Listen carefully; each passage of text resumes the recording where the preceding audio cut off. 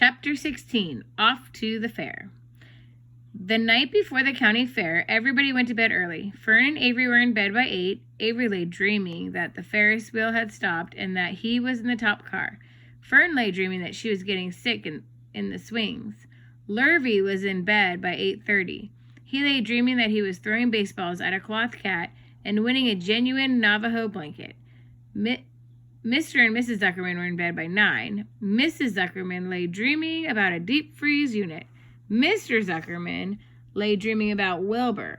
He dreamt that Wilbur had grown until he was 116 feet long and 92 feet high, and that he had won all the prizes at the fair and was covered with blue ribbons, and even had a blue ribbon tied to the end of his tail.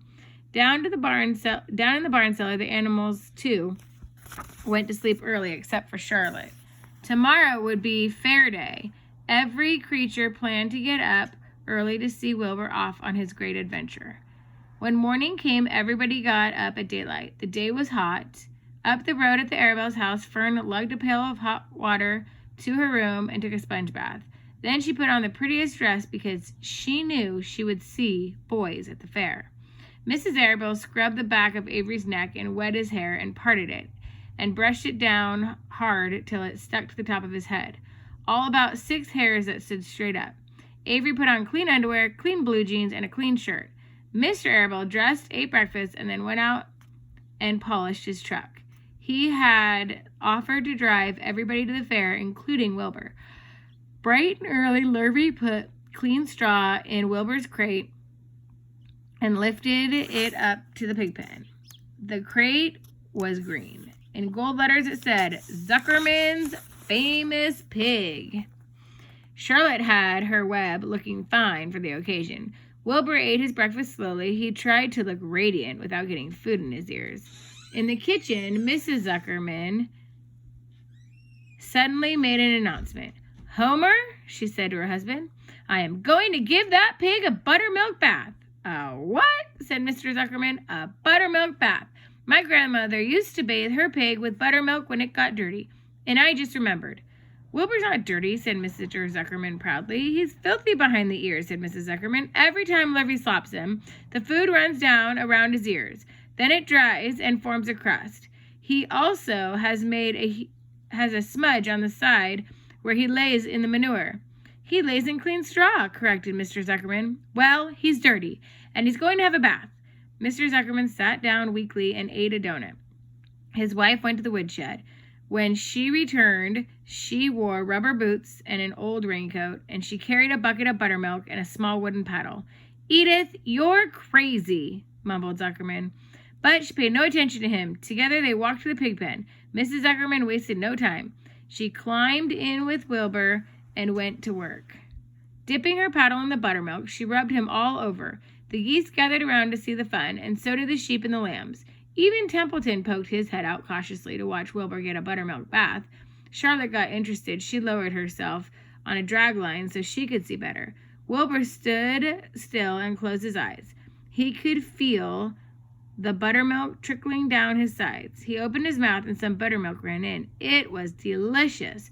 He felt radiant and happy. When Mrs. Zuckerman got through and rubbed him dry, he was the cleanest, prettiest pig you ever saw. He was pure white, pink around the ears and snout, and smooth as silk.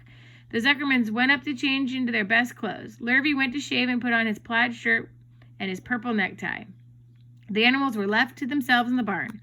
The 7 goslings paraded round and round their mother. Please, please, please, take us to the fair, begged a gosling. Then all 7 began teasing to go. Please, please, please, please, please, please.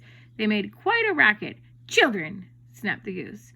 We're staying quietly at home. Only Wilbur is going to the fair.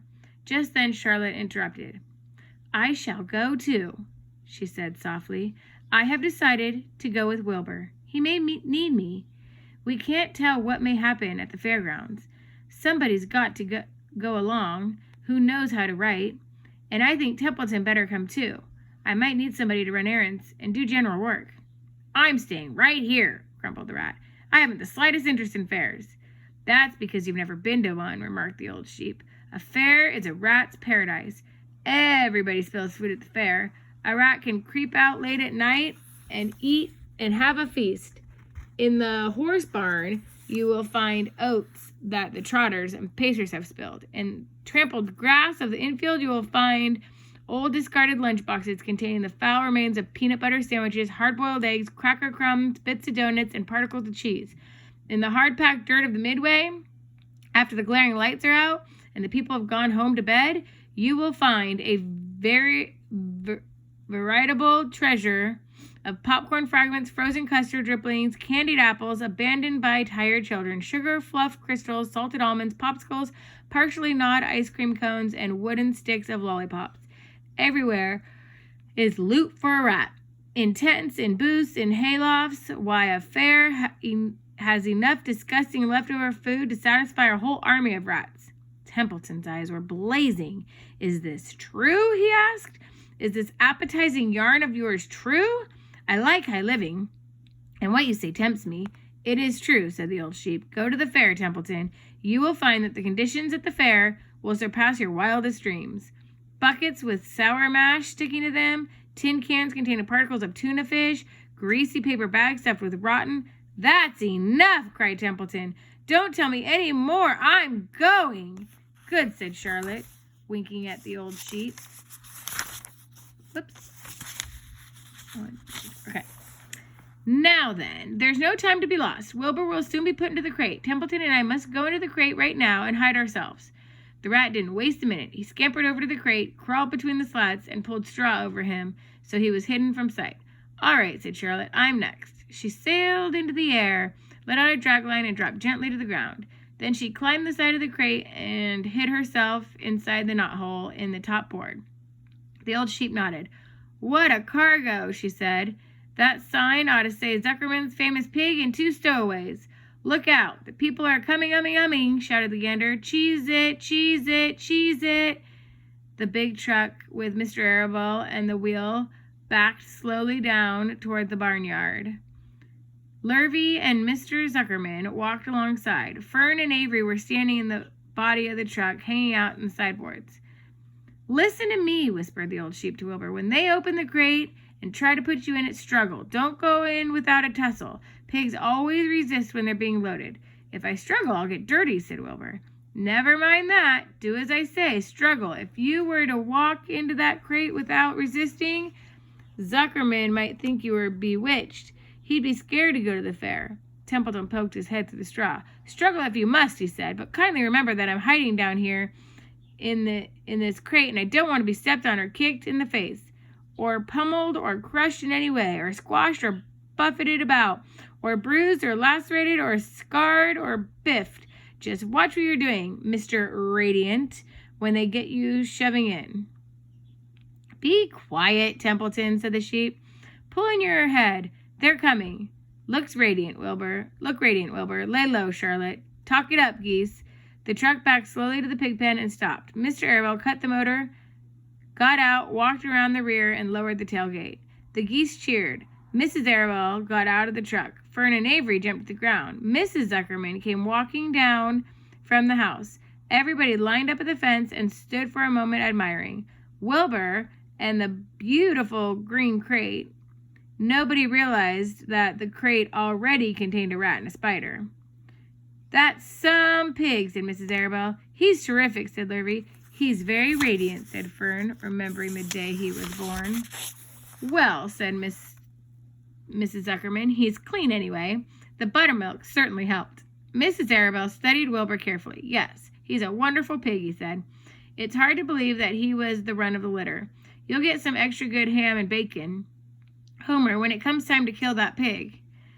Wilbur heard these words and his heart almost stopped. I think I'm going to faint, he whispered to the old sheep who was watching. Kneel down, whispered the old sheep. Let the blood rush to your head. Wilbur sank to his knees, all radiance gone, his eyes closed. Look, screamed Fern. He's fading away.